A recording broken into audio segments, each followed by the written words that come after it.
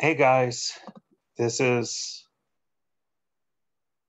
I hope this is working. This is now attempt number three to record this. So I really hope this is working. Um, Gosh, I really loved the flow I had in my last recording. It ended after just a couple of minutes because of a stupid crash course video popped up and yada, yada, yada. But boy, oh boy, do I hope you can hear this. And boy, oh boy, I hope I get through this without crashing and screwing anything up. And boy, oh boy, do I hope this records my audio because I can share it and yada, yada, yada. So here's the deal. Um, so I mean, at least one of you guys texted me and said, hope everything's okay when I sent out those texts and stuff. And everything is perfectly fine so far at this moment. Everybody's perfectly healthy. It's just that this lecture I knew was going to be pretty short, and then I was going to have you guys do something else, but it doesn't need to be done in groups. It can be done individually. And so I was like, why have the class like that? You guys, I can give it to you guys to do, on your own. And I was going to basically do that anyway. So then I was like, I might as well just give you like a day to do it instead of like, you have to get it done from 9 to 10:45 a.m. I think you guys are fine. So I'm going to please ask you to watch this, listen to this whole lecture. You can, oh, and by the way, you won't be able to see me because I don't have my camera on. Very specific reason. It's officially as I speak right now, 11:30 p.m. I'm just no longer wearing a suit, and my hair is kind of disheveled, and I've got Blaze next to me, so I didn't feel like dressing up specifically just to record this. So I figured I would just keep the video off. You can just kind of treat this as a podcast. In fact, you can 100% treat this as a podcast. I don't have any pictures. And so what I'm going to ask you to do is just take the information from this lecture, watch the crash course nationalism video. It again, for as much as you guys know I hate John Green and those crash course videos, the information is at least scholarly and accurate, and they do present accurate information, even if they do it in a very annoying way. And then I'm going to have a third video that I'll have you watch.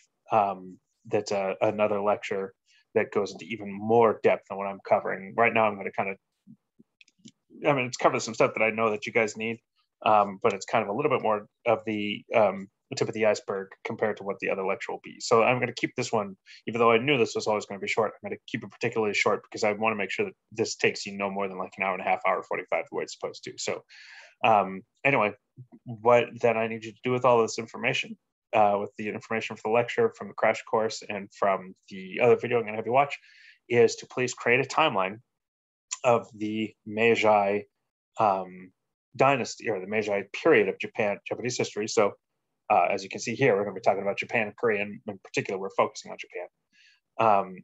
And I want to just fast forward real quick. So this is your primary assignment. This is the assignment due in 2 weeks, or excuse me, it's no longer 2 weeks. It's like 11 days. We already talked about this a couple days ago, but ignore the date. It's not November 4th. It's due, in fact, today is November 4th. So last year was November 4th.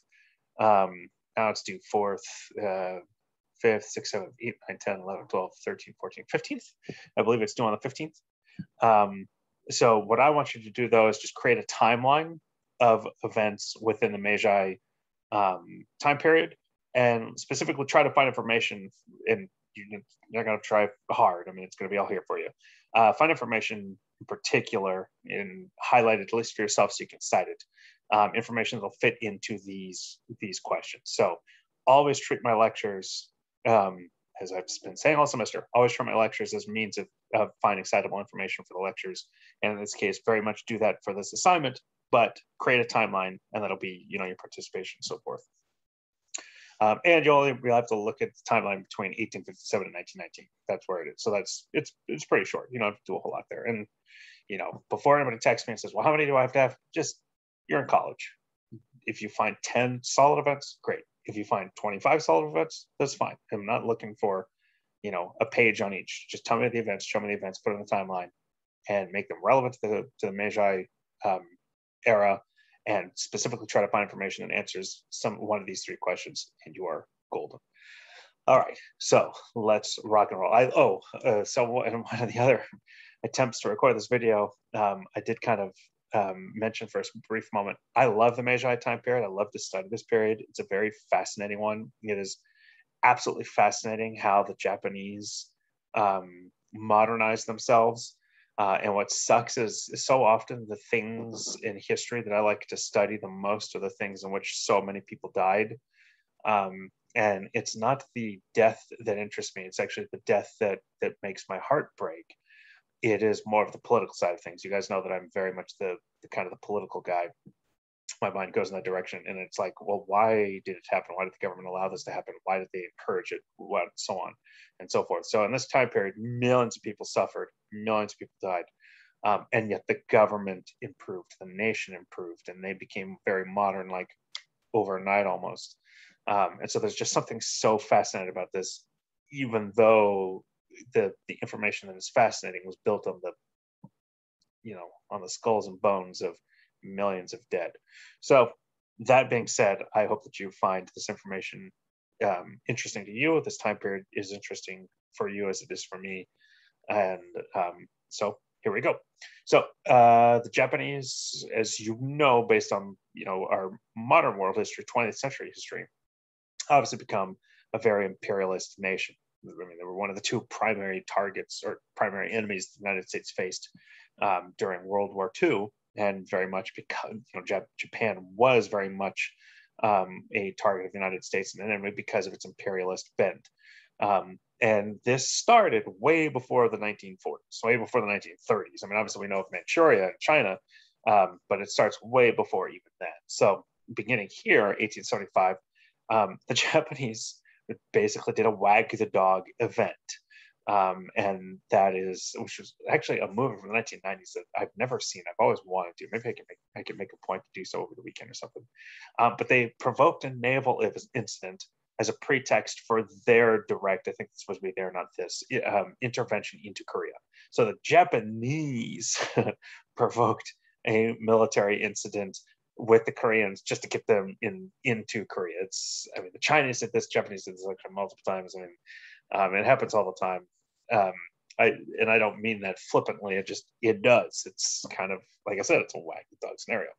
So they followed this up by dispatching a more powerful force of warships and a great number of soldiers. And I should have put the number there, but we're talking tens and tens of thousands. To land on the east coast of Gangwa Island in Korea. The Joseon court officials, that of the Korean government, could not resist this militaristic and very powerful army that was being just dropped on their shores. And they had little option, the Korean government, the Joseon government, that was their dynasty at the time, the Joseons, other than to sign the Treaty of Gangwa in 1876, just a year after, at least within months after this pretext, which was an unequal treaty, something that we have studied multiple times. The Japanese were forced to sign there were a few unequal treaties on the Japanese side, but certainly the Chinese were forced to sign dozens of them, hundreds of them. Well, here's one where the Japanese were, doing the same thing as the Western. So, and this particular unequal treaty cleared the way for the increasing involvement of the Japanese in Korean affairs. So, as a result, the Joseons sought to establish diplomatic relationships. They looked outward with the United States as early as 1878. They weren't done. At the same time, the Koreans sent study missions both to China and Japan, ironically, with the express aim at learning more about the modern weapon technology that had just defeated them. And it makes sense. I mean, while the Koreans were now essentially occupied and they were beginning to become colonized, there wasn't a full-on colonization yet, although that would occur here.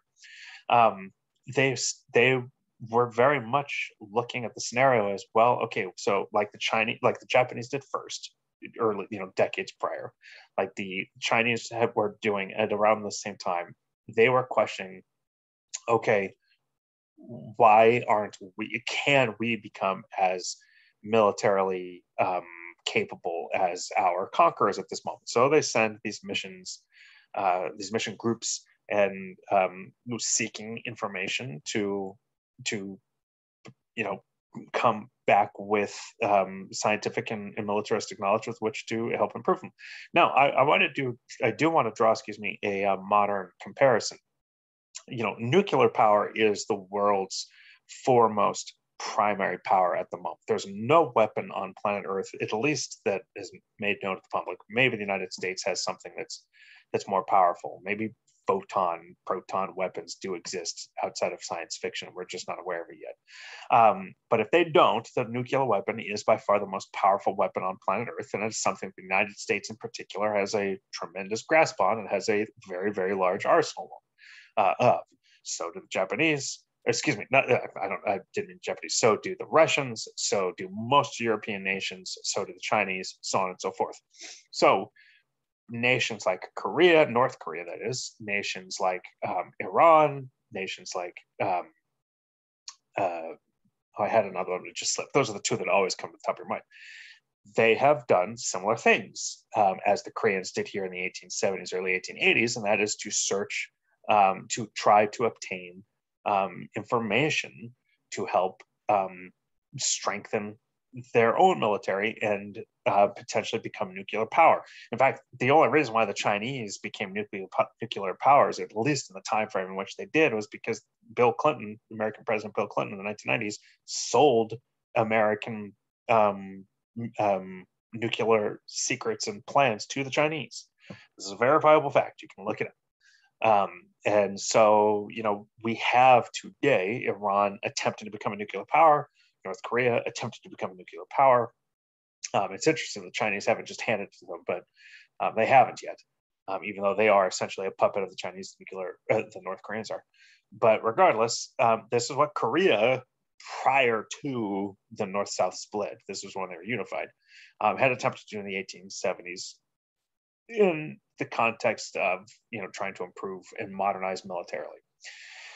As compared to the nuclear time of today. So in 1882, the Korean-American Treaty was signed after some years of diplomacy, and the Joseon government hoped that this would discourage both Russian and Japanese aggressions against Korea because, hey, we've got the big guy on our side. It's like you being kind of a smaller kid on the playground, but you happen to, who has some enemies, if you will, but you happen to be really good friends with the starting center for your football team. He's your buddy.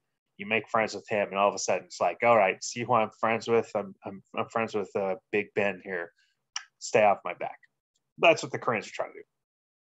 This treaty included a specific clause that implied the United States would come to Korea's aid under a range of circumstances. The United States has numerous agreements like this right now. There's one in particular with Taiwan that many people think that if the Chinese were to invade Taiwan right now, that the United States would back off on and would not actually fulfill at this moment based on this current government. The Joseon king reportedly danced for joy. True story. When the first United States ambassador arrived in Korea in May of 1883, believing the Americans would be the salvation of his country. I am sorry to the Koreans of the 1880s, and I'm sorry to the king, and I'm sorry to you now. We would fail in that. We wouldn't, not yet, at least not yet. We wouldn't be savior yet. So similar treaties with foreign powers eventually followed, with Britain and Germany in 1883, with Italy and Russia in 1884, France in 86, and Austria-Hungary in 1889. Now, at the same time, Confucian conservatives were pushing back against these international relationships. You saw, again, we've studied this with Japan. We've studied this with China. We see it here again with Korea. As Westerners come in, they bring culture, they bring faith, and particularly Christianity, and the conservatives, the air quote, lowercase, excuse me, I shouldn't say lowercase, even though it is not a proper noun, but don't think Republican right conservative of today. It just means, traditionalists in terms of the cultural, the culture of Korea at the time.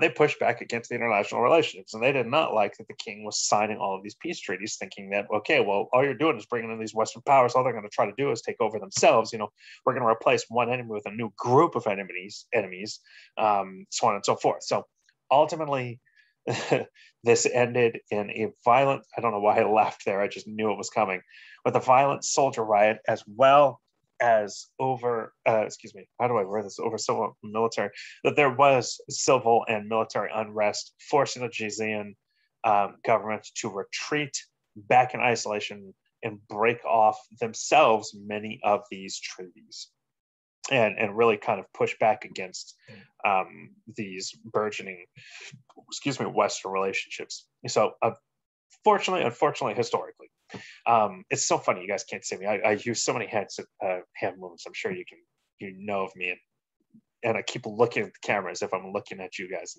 Y'all can't see anything, and I can't see you. Sorry, sidebar. So this isolation was short-lived, however. Excuse me, as the Chinese and Japanese used military interference in their own attempts to colonize Korea. The Joseon Queen, who was publicly against Japanese incursions in particular. This is so, again, part of the fascination of all this, was attacked at her palace by some of these Confucian, or I don't know if they're Confucian, I'd have to look it up, but definitely some of these conservative revolutionaries. She was attacked in her palace. Excuse me, no. It wasn't by revolutionaries. It was by the Japanese. They were like Japanese, what would they be called? Insurgents, I suppose, within Korea, dragged out of the palace and publicly hacked to death. I mean, think about that. Because she was anti-Japan, the queen was dragged out of her palace and hacked to death in public. What a horrific final few moments. This attempt to quash the opposition, however, backfired. I mean, the king has lost his queen. I don't know how much he loved her, how much of it was just a formality they were married, and how much he truly was devoted to her. But regardless, he took this as a you got my queen, I will get you. And he turned, unfortunately, to the Russians for assistance. Don't trust the Russians. In the midst of the chaos that ensued was the Tonyak Rebellion, or Tonyak Peasant Revolution. Has two names, between 1884 and 85. So just notice, by the way, this is all happening over a short period of time. The United States ambassador shows up in 1883. Multiple treaties are signed in that same time period. The king is forced to return into isolationism to a degree, but because of his wife's murder, he thrusts his nation back into it, and there, boom, just a year later, we've got the Tonyak Revolution. So the peasants a peasant army gained early victories, and the uprising spread throughout Southwest and Central Korea. So real quick, I hope you can see my mouse, but if you look over the map on the top left, you can see Korea. I just want you to kind of have an idea of where it is on the southern tip of the peninsula. The king feared this uprising. I mean, most leadership in political positions do fear uprisings of any kind, and called then on a Chinese military for assistance. Now, all of this was an attempt, reaching out to the Americans, reaching out to the Russians, reaching out to the Chinese. This is all an attempt to just kind of keep Japan off their back. However, Japan, don't forget, had the Treaty of Gangwa already signed in 1876. It was an unequal treaty. It wasn't fair to the Koreans, but essentially in it, it said that in the event of an emergency, you call on the Japanese first. Why? Because they want to be the colonizers. So the Japanese took this call for Chinese assistance as a breach of the 1876 treaty, and used the political breach, as a technicality, with which they used as a pretext to dispatch troops to Korea themselves, essentially to act as a kind of quasi-police force. But they were there primarily to block any additional attempts at Chinese incursion, something that the king was not so happy about. Soon, Japan and China were at war, which we'll discuss momentarily, but over Korea. During the war and immediately afterwards, the Joseon government passed a series of reforms known as the Gabo reforms, and these were aimed at modernizing Korea along Japanese lines, in other words, along Japanese requirements for modernization. These reforms included the abolition of the hierarchical class system, the opening of the exam system and government positions to all men of talent, regardless of class. I mean, okay, I'm going to agree with those so far. And a decree that all official documents would now be in Hangul, not Chinese. Okay, all right, just saying. By 1910, Japan had officially annexed Korea as a colony, and a period of quite harsh colonial rule of Korea would be, by Japan would begin.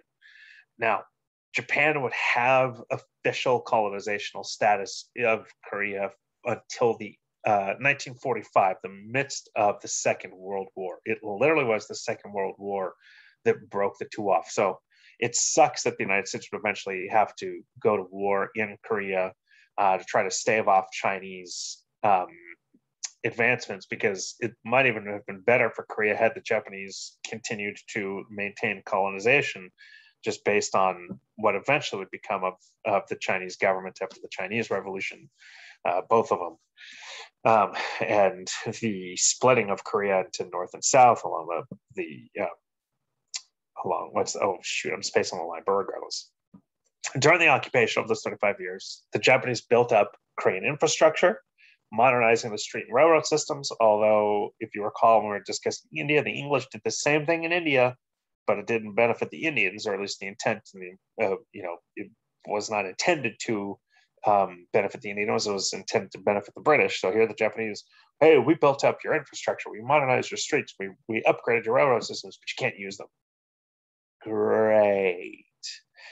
So, however, because of this, even today, some Japanese historians will try to argue that Japanese occupation was good for Korea, as you might find some English historians that would argue the same thing about India, although all wrong. Well, I shouldn't say all wrong. I mean, obviously, even I don't want to go into an argument or that kind of sidebar here, but okay, fine. You upgraded that stuff, and now they can use it, but it took death, it took pain, it took misery, it took occupation in order for them to finally get control. Ugh, okay, whatever. It's not the same.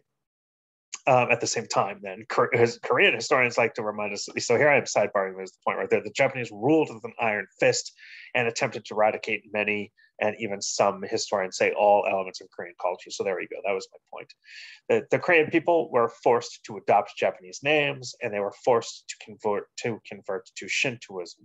They were also eventually forbidden to use the Korean language altogether in schools and businesses. 9 years after the initial occupation in 1919, a populist independence movement emerged in Korea in March of that year, but it was brutally suppressed by Japanese troops. This crackdown ultimately led to the death of 7,000 protesters, as well as the maiming and imprisoning of tens of thousands more, plus the destruction of hundreds of churches, temples, schools, and private homes.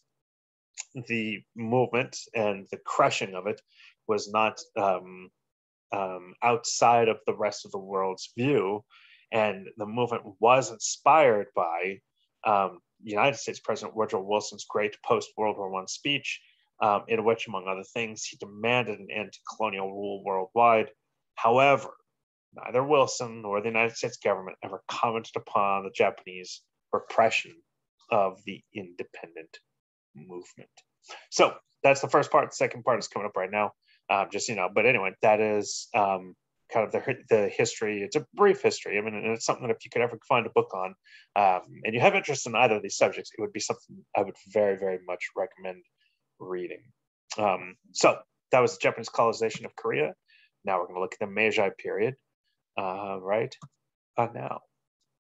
So the Meiji Restoration, which was it gains that adjective simply because it was a period in time. It was more modernization than restoration, but whatever. It is so called because of the 16-year-old emperor, at least he was 16 when he was given the position, who chose the name Meiji, meaning enlightened rule, which began in 1868. So yeah, a 16-year-old is enlightened. Okay. Under his rule, I mean, I am sarcastic there for a moment, but then I will say this.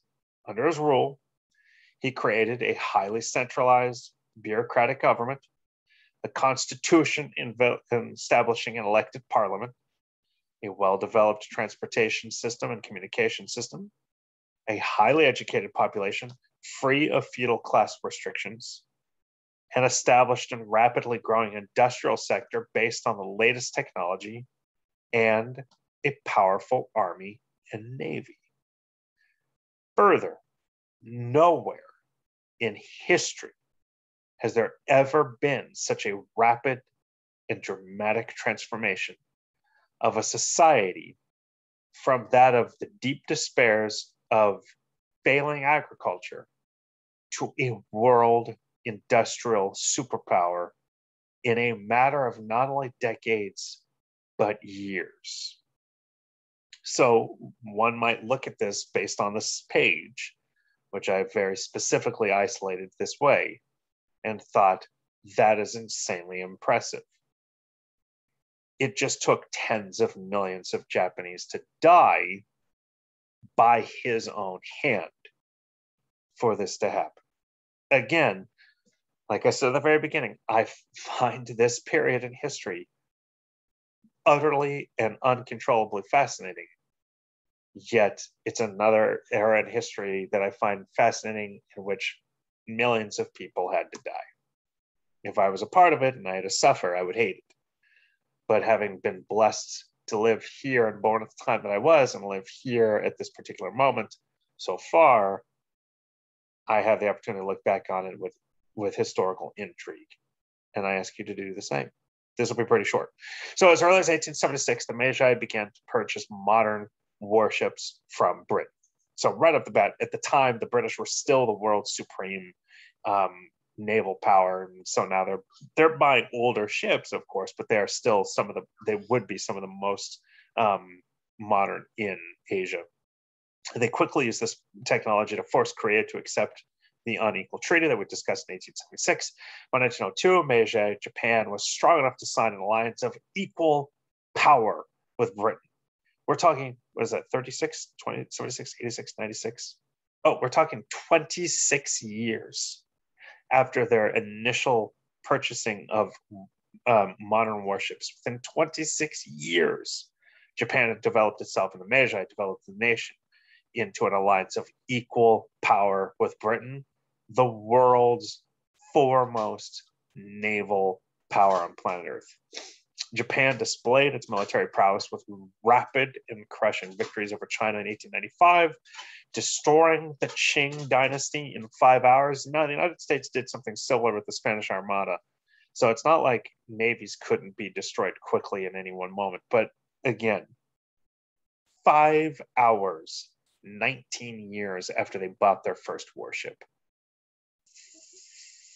That's not bad. China ceded Korea and ultimately gave up influence over Taiwan, although they wanted it back, and the East Asian islands as well. And Japan also crushed the Russians in 1905, whose Baltic Navy was also destroyed by the Japanese, which had sailed all the way from the other side of the world to fight, keyword, sailed. When World War I broke out, Japan entered on the side of the Allies. Think about that. By World War II, they were our second greatest enemy. Arguably our greatest enemy. In World War I, they were the ally of our allies. They demanded that Germany hand over its leased territories, but why? The enemy of our enemy is our friend, too. That's the other thing. They demanded that Germany hand over its leased territories in China without compensation and withdraw warships from Chinese waters. Japan then quickly took over control of numerous German possessions in East Asia and throughout the Pacific. The Meiji further presented a secret charter of 21 Japans to the new Republican government in China. They wanted confirmation of Japanese holds of Chinese lands, industrial monopolies in China, the Japanese control of the Chinese military force, restrictions of arms purchases, to only Japanese manufacturers, and all arms purchases must have Japanese government approval first. And of course, this unequal treaty was one that the Chinese had zero chance of arguing over and had little option but to agree or die, so they agreed. Along with basic control of Manchuria and northern China, by the end of World War I, Japan had grown to become a global economic force, a military force, and a superior imperial power. They further joined the League of Nations as one of the big five global powers. Again, we're not just talking decades, but years after they began this transformation. And my friends, that is all I have for right now. So I pray to God that when I hit stop share, that it recorded my voice and I can send this to you guys. Just remember the instructions for today. You are to create a timeline based off this lecture, based off I will send a link for the crash course video, and then of the lecture that I'm sending you that's only like 20 something minutes long. It's less than 30 minutes. Create a timeline, send it to me. That'll be your notes and for participation, and be sure to look for information that answers these three questions. You're just looking for additional citable information. Explain how the Office of Emperor in East Asia could be either a rallying point or an impediment to our concept of nationalism.